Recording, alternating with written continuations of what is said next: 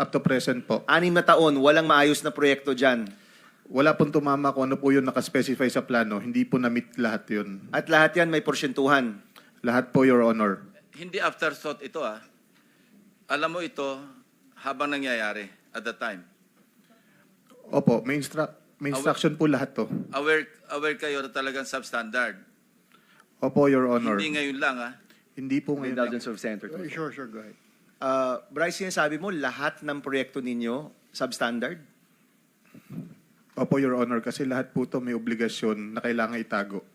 Lahat, as in hindi lang flood control. Opo, Your Honor. Hindi po nami-meet ko ano po yung eksaktong nasa plano, Your Honor.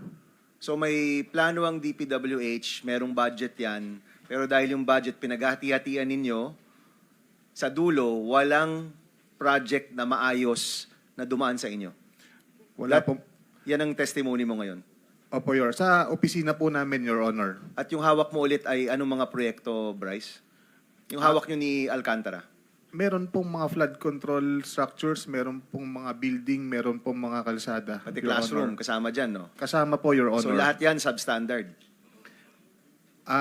Opo, hindi po tumatama sa plano na nakadesign talaga para dito. Meron ba kayong proyekto na walang porsyentuhan? Na maayos, na matino? Meron ba? Wala po, Your Honor. Wala. This is Bulacan o buong Region 3?